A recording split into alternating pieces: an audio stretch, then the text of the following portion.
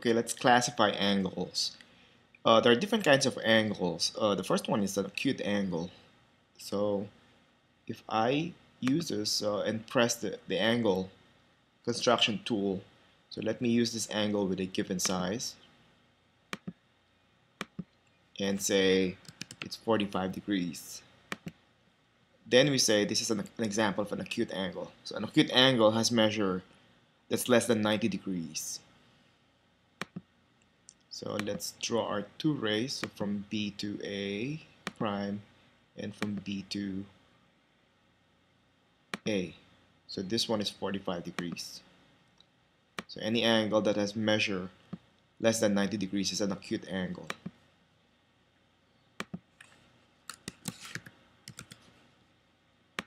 All right, and then we have a right angle.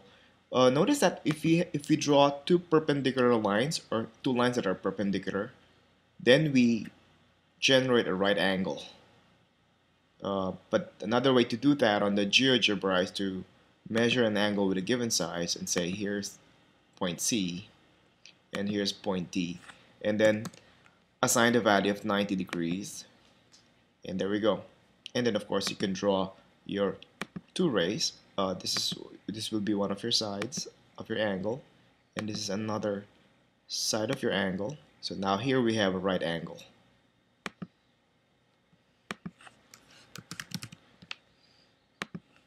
All right.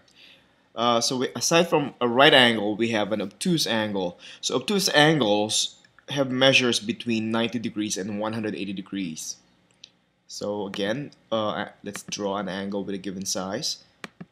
And let's have our second point here and say if you want an angle between 90 and 180 degrees, say what? We want, say, a 97 degree angle. There you go. So this is an example of an obtuse angle. So from here to here, and then from here to here.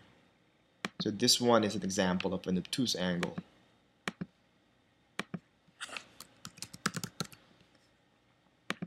All right. Now, we also have a straight angle. A straight angle is simply an angle with measure 180 degrees. So it's just you just have two sides that are subsets of a line, or two rays that are subset of a line. So let's have our angle with a given size. Let's start from here and say you want it at 180 degrees. There we go. So from here to here, and then you have from here to here.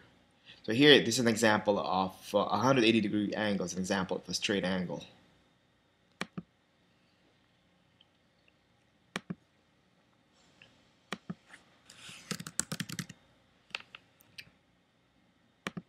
All right. Now, there are other measures like a reflex angle. So a reflex angle is an angle that's between 180 degrees and 360 degrees. So if we construct an angle starting from point I and say have a value of like 225 degrees, then that's defining a reflex angle. So again, remember how we define an angle. An angle consists of two rays that have the same endpoint. There we go.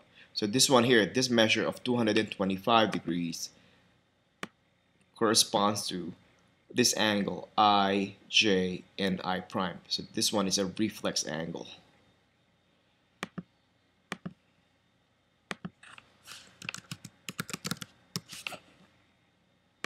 All right. And finally, we have an angle that's equal to 360 degrees, which is a full rotation.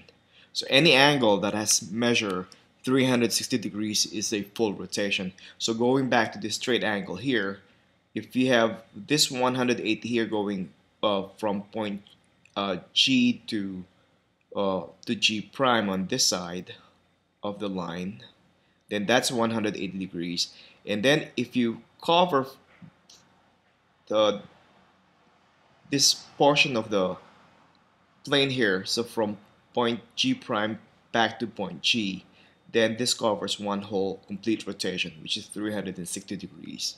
So we call this a full rotation angle if the measure of the angle is equal to 360 degrees.